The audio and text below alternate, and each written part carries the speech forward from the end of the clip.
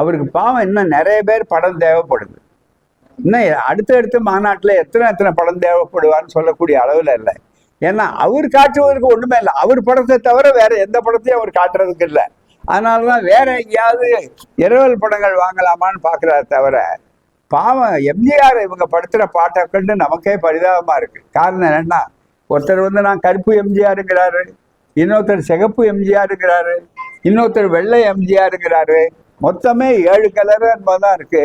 ஆனா எல்லா கலரையும் தாண்டி எத்தனை எம்ஜிஆர்னு சொல்லக்கூடிய அளவில் வரும்போதே என்னன்னா, இவர்களுக்கெல்லாம் எம்ஜிஆர் வைத்தது திராவிடம். அப்படியேனாலும் இவர்களுக்கு வந்து வேற தாண்ட முடியல. ஆகவே நான் சொந்தமான சரக்கு என்ன, உங்கள் கொள்கை என்ன? இதுவரையில புதுதாக வந்தவர், என்னுடைய கொள்கை இது, என்னை நீங்கள் ஆட்சிக்கு அனுப்பினால் இன்னென்ன கொள்கைகளை செய்வேன், அந்த கொள்கைகள் இவ்வளவு சிறப்பாக இருக்கும், அது உங்களுக்கு பயன்படும் என்று அவர்கள் சொல்லியிருக்கார்களா? அதுபோல பண்பாடற்றாத ஒரு பேச்சு, ஒரு முதலமைச்சரை எப்படி எப்படி அழைப்பது என்று தெரியாத அளவிற்கு சினிமா டைலாக் பேசியே பழக்கப்பட்டவர்கள் இதையும் ஒரு திரைப்பட டைலாகாவே ஆகி கொண்டிருக்கிறார்களே தவிர, அது திரைப்பட காட்சியில 10 பேர் கீழே விழுந்துருவாங்க, ஒருத்தர் தான் கடைசியில் இருப்பார். அது திரைப்பட காட்சி. அது திரைப்படத்துல நல்லா இருக்கலாம். அது கூட இப்ப சண்டை காட்சிகள் நிறைய வர்ற படமெல்லாம் ஓடலைன்னு சொல்றாங்க. நான் சினிமா பார்க்கறது இல்லை, அதனால அது தெரியல. ரொம்ப விளம்பரப்படுத்தி முதல்ல 3 நாள் 4 நாள் ஒரு வாரத்துக்குள்ள அட்வான்ஸா புக்கிங் பண்ணி அதுல உண்டாதான் பல பேர் இருக்காங்க. ஆகவேதான் இப்ப அவர்களுக்குள்ளேயே ஒரு பெரிய ஆராய்ச்சி பண்ணிட்டு இருக்காரு அந்த நடிகர் புதுசா வர்றவர். என்னன்னா, யார் ரிட்டையர் ஆகி வந்தவங்க, யார் ரிட்டையர் ஆகாம வந்தவங்க, யார் வாலண்டரி சர்வீஸ் கொடுத்தவங்க அப்படின்னு இப்ப ஆராய்ச்சி நடந்து கொண்டிருக்கிற அந்த துறையில அந்த சண்டை முடியட்டும், அப்புறம் பார்த்துக்கலாம். அந்த சட்டத்தை நான் கருப்பு சட்டம் ஏன்னு கேட்டா, நீதிமுறைக்கே அது தவறானது. அடிப்படையே நீதிமுறையினுடைய தவறு என்னன்னா, குற்றச்சட்டத்தினுடைய தத்துவம். நான் வழக்கறிஞர் என்ற முறையில் அந்த கேள்விக்கு பதில் சொல்றேன். வெறும் சாதாரண திராவிட கழக தலைவராக மட்டும் இல்லை, அந்த தலைவருங்கிற தகுதியோடு கூட ஒரு சட்டம் தெரிந்தவர் வழக்கறிஞர் என்ற முறையில் என்ன செய்தின்னு கேட்டா, சந்தேகத்திற்கு அப்பாற்பட்டு, நல்லா குறிச்சுக்கலாம் நீங்க, சந்தேகத்திற்கு அப்பாற்பட்டு குற்றங்கள் நிரூபிக்கப்பட்ட உட்பாடுதான் அவன் குற்றவாளி. கொஞ்சம் விதமான சந்தேகம் இருந்தாலும் கூட benefit of the doubt will go to the accused. அதாவது கொஞ்சம் சந்தேகம் இருந்தால் கூட அதோட கிரிமினல் லா என்று சொல்லக்கூடிய அந்த குற்ற சட்டத்தினுடைய தத்துவமே என்னன்னா, நீண்ட காலமாக உலகம் முழுவதும் இருக்கிறது என்ன, 10 குற்றவாளிகள் தப்பித்து கொண்டு கூட போகலாம், ஆனால் ஒரு நிரபராதி தண்டிக்கப்படக்கூடாது. இதுதான் சட்ட தத்துவம், கிரிமினல் தத்துவம், மிக சட்டத்தினுடைய தத்துவம். ஆகவே தான் இந்த நுழைந்து முடிந்து எல்லாம் முடிகிற வரையில குற்றம் சுமத்தப்பட்டவரே தவிர அவர் குற்றவாளி ஆக மாட்டார்.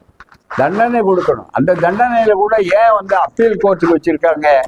தண்டனை முடிஞ்ச உடனே இப்ப எத்தனை எம்பிக்கள் உங்களுக்கு தெரியும், ஆளுங்கட்சியிலேயே ஒரு அம்மா வந்து 5 வருஷம் இருந்தது, கோட்சேயருடைய புகழெல்லாம் பாடிச்சு, அவங்கெல்லாம் தண்டிக்கப்பட்டவர்கள் ஜாமீன்ல வர்றாங்க.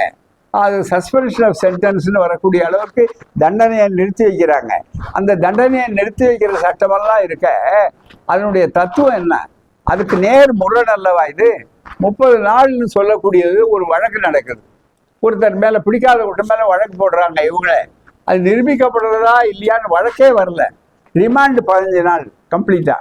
இன்னொரு ரிமாண்டு நேராக கொடுத்தாருன்னா இன்னும் சாட்சியம் வரல, இன்னும் இவர் வெளியே விட்டா கலைச்சிடுவாங்க. இப்ப எல்லாம் சொல்லுவாங்க போலீஸ்காரங்க சாட்சியங்களை கலைப்பாங்க, அதனால வராது அப்படின்னு சொன்னா another 15 days ரிமாண்ட் அப்படின்னு சொல்லிட்டு போயிட்டாரு அவர் பூராமே.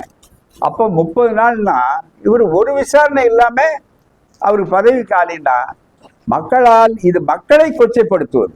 மக்களால் தேர்ந்தெடுக்கப்பட்டிருக்கிற முதல்வர், மக்களால் தேர்ந்தெடுக்கப்பட்டிருக்கிற பிரதமர், மக்களால் தேர்ந்தெடுக்கப்பட்டிருக்கிற அமைச்சர், அப்படி இருக்கக்கூடிய சூழ்நிலையில என்ன, இதுதான் மிக முக்கியம். ஆகவே தான் அத்தனை ஜனநாயக உணர்வுள்ளவர்களும் அரசியல் சட்டத்துக்கு விரோதம், குற்றவியல் சட்டத்துக்கு விரோதம், நேச்சுரல் லா என்று சொல்லக்கூடிய இயற்கை சட்டத்துக்கு விரோதம், நியாயத்துக்கு விரோதம். அவ்வளவுதான். நன்றி.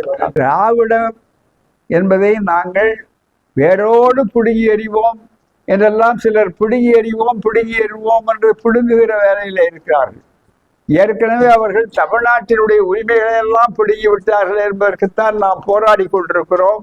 தடுத்து நிறுத்தி கொண்டிருக்கிறோம். இப்போ வேரோடு என்று சொல்லி அவர் உள்ளே போகலாம் என்று அமித்ஷா போன்றவர்கள் கனவு காணுகிறார்கள். இது வேரோடு வேறு எங்கே இருக்கிறது என்றே உங்களால் கண்டுபிடிக்க முடியாது. இது வேறு சாதாரணமான வேர் அல்ல, வெறும் மண்ணிலே இல்லை, மக்களிடத்தில் இருக்கிறது. உலகம் முழுவதும், அதற்குத்தான் சொன்னேன், உலகம் முழுவதும் பெரியாருடைய கருத்துக்கள், திராவிட கருத்துக்கள், திராவிடத்தால் பயனடைந்தவருடைய நன்றி உணர்வுகள் மிக தெளிவாக இருக்கிறது என்பதற்காகத்தான் நான் முன்னுரையில அந்த விஷயங்களை எடுத்து சொன்னேன்.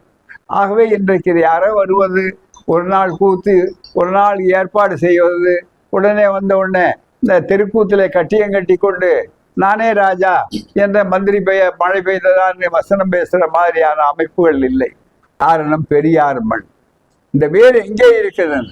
இப்படித்தான் 1938 சத்தியமூர்த்திகள் தோன்றினார்கள். ஆழமாக குடி தோண்டி புதைத்து விட்டோம் நீதி கட்சின்னு சொன்னார்கள். அண்ணா வந்தவுடன் சொன்னார் 1967 நீதி கட்சியுடைய பேரன் தான் இப்போது மீண்டும் வந்திருக்கிறேன்னு சொன்னார். அந்த வரலாறு தொடர்கிறது. ஆகவேதான் இவைகளெல்லாம் காட்சிகளாக இருக்குமே தவிர ஒருபோதும் செயல்களாக மலரப்போவதில்லை. தமிழ் மக்கள் ஏமாற மாட்டார்கள். அந்த கோபத்தினால்தான் திடீர்னு இப்போ கொல்லைப்புற வழியாக பல சட்டங்களை எல்லாம், குறுக்கு வழி சட்டங்கள் மற்றவைகள் எல்லாம் கொண்டு வருகிறார். டயா பூஸ்டர் சுகருடைய ரிமோட் கண்ட்ரோல் இனி உங்க கையில. அனைத்து மருந்து கடைகளிலும் கிடைக்கும். செய்திகளை உடனுக்குடன் தெரிந்து கொள்ள கீழ்கண்ட கேபிள் மற்றும் டிடிஹெச் நெட்வொர்க்குகளில் எம்நாடு செய்தி தொலைக்காட்சியை காணுங்கள். பாதகம் செய்பவரை கண்டால் நாம் பயம் கொள்ளலாகாது பாப்பா. மோதி மிதித்து விடு பாப்பா, அவர் முகத்தில் உமிழ்ந்து விடு பாப்பா. அண்மை செய்திகளை உடனுக்குடன் தெரிந்து கொள்ள இணைந்திருங்கள் எம்நாடு தொலைக்காட்சியுடன்.